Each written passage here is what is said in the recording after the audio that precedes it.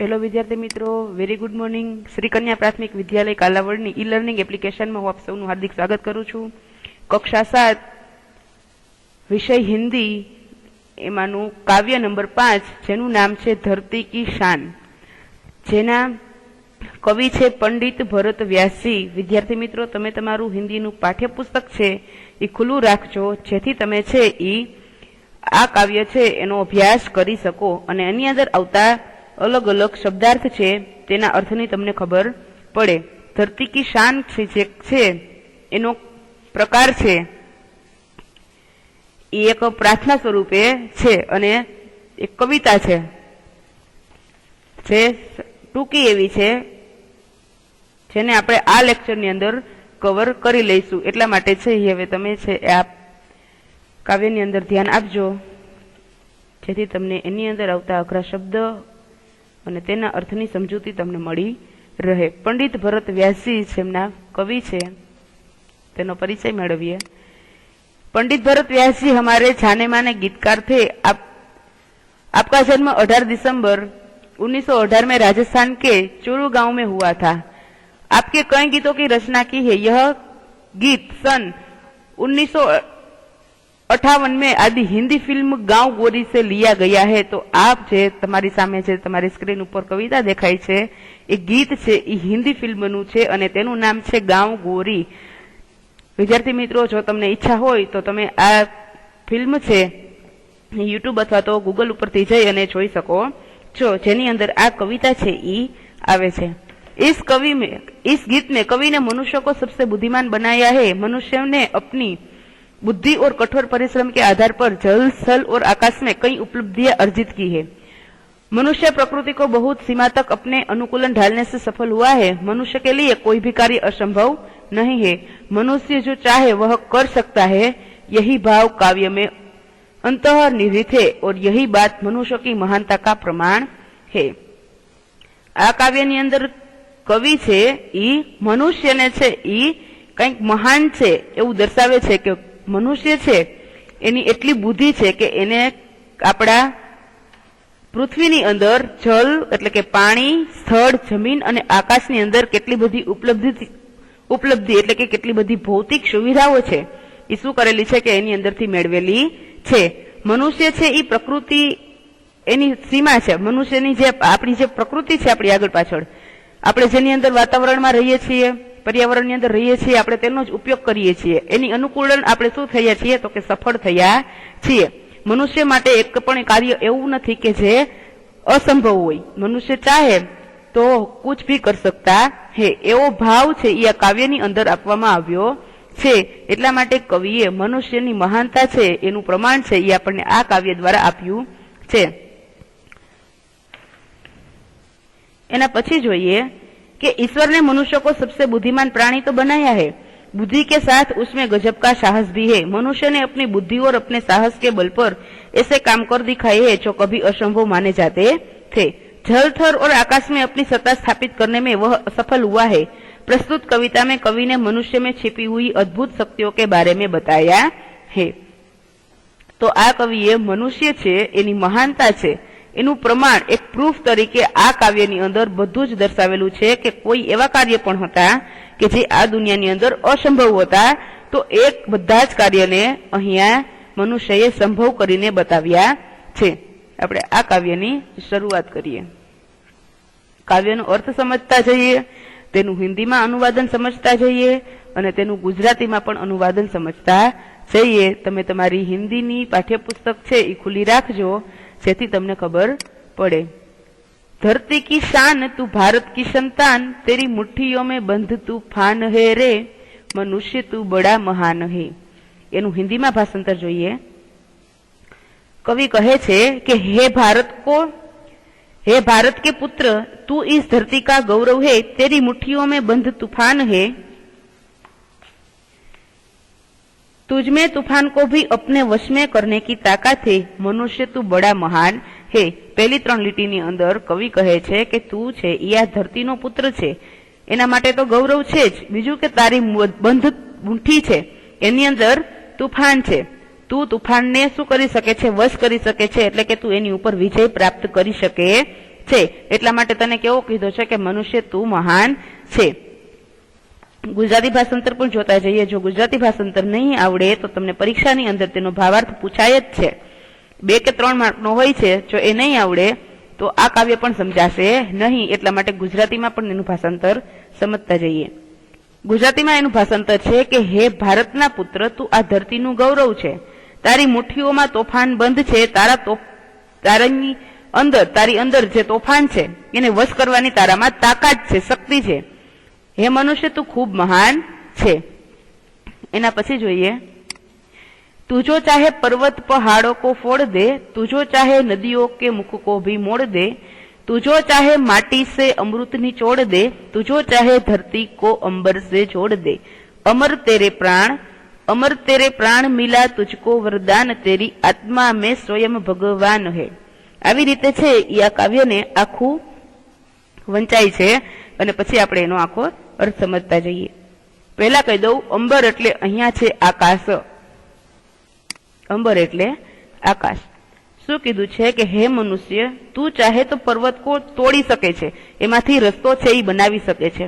જો તું ચાહે તો નદીઓનું જે મુખ છે, નદી જે વહે છે એનું મોડ છે એ બદલી શકે છે, એનો પ્રવાહ છે એ બદલી શકે છે. એના પછી છે કે જો તું જો ચાહે તો માટીમાંથી અમૃત પણ કાઢી શકે છે, એટલે કે નિચોડ શકતા હે. તું જો ચાહે ધરતી કો અંબર સે જોડ દે, જો તું તારામાં એટલી શક્તિ છે કે તું શું કરી શકે છે કે ધરતી અને આકાશ છે એને જોડી શકે છે. अपने अनोखे काम से, अपने साहस से तू मरकर भी अमर हो सकता है. अमर तेरे प्राण એટલે કે તું मरकर भी अमर हो सकता है. तुझे अमरता का वरदान मिला है कारण કે તારી આત્માની અંદર સ્વયં પરમાત્મા બેઠા હુઆ હે.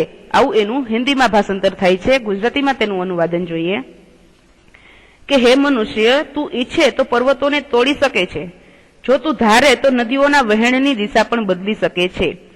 તારામાં એટલી તાકાત છે કે તું માટીમાંથી અમૃત પણ કાઢી શકે છે. તું ઈચ્છે તો ધરતી અને આકાશને જોડી શકે છે. તારા અનોખા કાર્યથી તું મરીને પણ અમર થઈ શકે છે. તને અમરતાનું જે વરદાન મળ્યું છે કારણ કે તારા આત્માની અંદર સ્વયં પરમાત્મા બિરાજમાન છે. એના પછી જોઈએ, नयनों में ज्वाल तेरी गति में भूचाल, तेरी छाती में छिपा महाकाल है, पृथ्वी के लाल तेरा हिमगिरी सा भाल, तेरी भ्रुकुटी में तांडव का ताल है, निजको तू जान जरा शक्ति पहचान, तेरी वाणी में युग का आह्वान है. એનું હિન્દીમાં ભાષાંતર જોઈએ.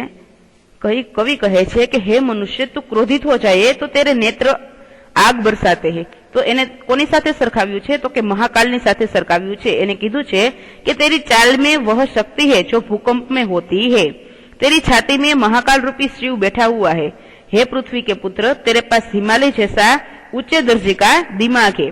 तू अगर क्रोध में अपनी भौं तिरछी कर दे तो उसका और उसकी वह जो असर होगी जो शिव के तांडव की ताल में होता है. हे मनुष्य, तू अपनी शक्ति को पहचान, तेरी वाणी में युग की ललकार है, तेरी आवाज में सारे युग की आह्वान है. ગુજરાતીનું ભાષાંતર જોઈએ એટલે હિન્દીનું ભાષાંતર સમજાશે. એ કહે છે કે હે મનુષ્ય, જ્યારે તું ક્રોધે ભરાઈ જાય છે ત્યારે તારી આંખોની અંદર એક આગ વરસે છે. તારી ચાલ એવી છે, એમાં જે શક્તિ છે કે જાણે ભૂકંપમાં હોય. તારી છાતીમાં મહાકાળ રૂપી શિવ બેઠા છે. હે પૃથ્વીના પુત્ર, તારી પાસે હિમાલય જેવું ઉન્નત મગજ છે. તું જો ક્રોધથી તારી ભ્રુકુટી તીરછી કરે તો એની અસર થશે છે શિવના તાંડવના તાલમાં હોય છે. હે મનુષ્ય, તારી શક્તિને તું ઓળખ, તેને પહેચાન. તારી વાણીમાં યુગનો લલકાર છે, તારો અવાજ સમગ્ર યુગનો અવાજ છે. તું ચાહે તો सब कुछ कर सकता है, तेरे लिए कुछ भी असंभव नहीं है. एना પછી જોઈએ, धरती सा धीर तू है अग्निशा वीर, तू जो चाहे तो काल को भी थाम ले, पापों का प्रलय रुके पशुता का शीश झुके, तू जो अगर हिम्मत से काम ले, गुरु सा मतिमान पवन सा तू गतिमान, तेरी नभ से भी ऊंची उड़ान है, मनुष्य तू बड़ा महान है. कवि ने कहा है कि हे मनुष्य, तुझ में धरती जैसा धीरज है, तुझ में अग्नि जैसी शक्ति है, तू जो चाहे काल को भी रोक सकता है, तू अगर हिम्मत से काम ले तो पापों की विनाशीलता भी रुक सकती है और आदमी को हैवान बनने से रोक सकता है. तुझ में महान देवगुरु जैसी बुद्धिमत्ता है और तू पवन की तरह गतिशील है, तू आकाश से भी ऊंचे पहुंचने की शक्ति रखता है। तेनु गुजराती में अनुवादन है कि हे मनुष्य, तारामां धरती जेवी धीरज छे, साथे तारामां अग्नि जेवी शक्ति पण छे। जो तू चाहे, तारामां इच्छा होय तो तू काळने पण रोकी शके छे। जो तू हिम्मतथी काम लईश तो आ पाप छे आपणी चारे बाजु थाय छे, तो के पापोनी विनाशनशीलता पण अटकावी शके छे अने मनुष्यने हेवान बनतो रोकी शके छे। तारी अंदर महान देवगुरु जेवी बुद्धिमत्ता छे, एवी बुद्धि छे अने तू पवननी जेम गतिशील पण छे। तो तू चाहे तारी जो इच्छा होय तो तू आकाशमांथी पण ऊंचे पहोंचवानी शक्ति छे ई धरावे छे। मनुष्य तू खूब ज महान छे। अहीं आपणुं आ काव्य छे ई कम्प्लीट पूर्ण थाय छे। आनी अंदर आवता शब्दार्थ छे ए हिंदीनी पाकी बुकनी अंदर एक वखत लखी लेवा, जेथी तमने छे एना अर्थ छे ई बराबर समजाई जाय अने काव्यने समजता वार लागे नहीं। एना पछी आपेलो छे अभ्यास, जेना कुल 4 प्रश्न आपेला छे अने एक बीजू तमने खास प्रश्न आपेलो छे कि काव्य को डीवीडी, मोबाइल जैसे साधनों के माध्यम से सुनकर उसका व्यक्तिगत और सामूहिक ज्ञान करवाना। અત્યારે તમે અહીંયા નથી ને ત્યારે આપણે સ્માર્ટ બોર્ડનો ઉપયોગ કરી અને આ કાવ્યને જરૂરથી સાંભળત તમે ઘરે છો તો તમારે શું કરવાનું છે કે કાવ્યને ડીવીડી અથવા તો મોબાઈલની અંદર છે એ સાંભળવાનું છે। તમે યુટ્યુબ ઉપર જઈ અને આ કાવ્ય છે તેને સર્ચ કરશો તો તમને જરૂરથી આ કાવ્ય છે એ મળી જશે। તેને સાંભળજો અને યાદ રાખવાની કોશિશ કરજો। અને જો તમારી સાથે તમારા નાના નાના ભાઈ બહેન અથવા તો કોઈ મિત્ર હોય તો તેની સાથે ગાવાની પ્રેક્ટિસ કરજો, જેથી આ કાવ્ય તમને આવડી જાય। કારણ કે પરીક્ષાની અંદર તમને કાવ્ય પંક્તિ પૂર્ણ કરો એવું પણ પૂછાય છે। જો કાવ્ય નહીં આવડતું હોય તો આ કાવ્ય છે એ પૂર્ણ કરી શકશો નહીં, જેથી તમે મોબાઈલ અને ડીવીડીના માધ્યમથી આ કાવ્યને સાંભળી અને યાદ કરી શકો છો। એના પછી તમને પ્રશ્ન 4 આપેલા છે, એને તમારે હિન્દીની પાકી બુકની અંદર લખવાના છે। प्रश्न नंबर 3, निम्नलिखित शब्दों का शुद्ध उच्चारण कीजिए और शब्दकोश में से उनके अर्थ ढूंढकर बताइए। આપણે અગાઉ પણ આ શીખી ગયા છીએ। તમારે બધાના શબ્દ ડિક્શનરી અંદરથી શું કરવાના છે કે અર્થ ગોતી અને લખવાના છે। એના પછી છે પ્રશ્ન નંબર 4। મેં તમને પહેલા જ કીધું હતું કે ગુજરાતીની ભાષાંતરમાં જો ધ્યાન નહીં આપો, હિન્દી ભાષાંતરમાં ધ્યાન નહીં આપો તો તમને આ કાવ્યનો જે અર્થ છે એ સમજાશે નહીં। અહીંયા તમને એ જ બતાવેલું છે કે નિમ્નલિખિત કાવ્ય પંક્તિઓ કો ભાવાર્થ બતાઈએ। તો બંને તમને જે આપેલી છે પંક્તિ એને શું કરવાનું છે તો કે હિન્દીની અંદર ભાવાર્થ લખવાનો છે। આપણે ખાલી હિન્દીની અંદર આપ્યો છે, પરંતુ તમારે હોમવર્કમાં તેનો ગુજરાતી ભાવાર્થ પણ લખવાનો છે। એના પછી તમને સ્વાધ્યાય આપેલું છે, જેમાં કુલ 3 પ્રશ્ન આપેલા છે, હિન્દીની પાકી બુકની અંદર લખવાના છે। ઉચિત જોડ મિલાઈએ પ્રશ્ન નંબર 2 જોડકું। એને તમારે શું કરવાનું છે કે કાવ્ય પંક્તિ બોલતી જવાની છે અને સામે બંધ બેસતો શબ્દ જોડવાનો છે। मनुष्य की आत्मा में, तो तमारे एनी सामे आवतो जवाब लखवानो छे कि मनुष्य की आत्मा में, पछी जो आगळ छे ई जोतुं जवानुं कि काव्यनी अंदर छे एनी सामे कयो जे शब्द छे ई बंध बेसे छे तो कि मनुष्य की आत्मा में स्वयं भगवान है। આવી રીતે તમારે બીજું, ત્રીજું, ચોથું અને પાંચમું એને શું કરવાનું છે તો કે બંધ બેસતા જોડકા બનાવવાના છે। પ્રશ્ન નંબર 3 ની અંદર તમને વિકલ્પ આપેલા છે, એ તમારે શું કરવાનું છે તો કે હિન્દીની પાકી બુકની અંદર લખી લેવાના છે। વિરોધી શબ્દ પણ અને એના વાક્ય પણ બનાવવાના છે। એ આપણે ઘણા બધા પાઠની અંદર જોઈ ગયા છીએ। प्रश्न नंबर 5, नीचे दिए गए शब्दों को शब्दकोश के क्रम से रखकर उनका अर्थ शब्दकोश में से जानिए और लिखिए। તમારે એને શબ્દકોશની અંદર શું કરવાનું છે, શબ્દકોશ પ્રમાણે પહેલા લખી લેવાના છે અને પછી બધાના એક એક વાક્ય બનાવવાના છે, જે આપણે એ પણ આગળ જોઈ ગયા છીએ। જે દિવસથી આપણે હિન્દી છે એ ઓડિયો સ્વરૂપે સમજતા શીખા છીએ તે દિવસથી આપણે એ કરતા જઈએ છીએ। અહીંયા આપણું છે એ ચેપ્ટર પૂર્ણ થાય છે। હવે મળીશું આના પછીના લેક્ચરમાં। Thank you.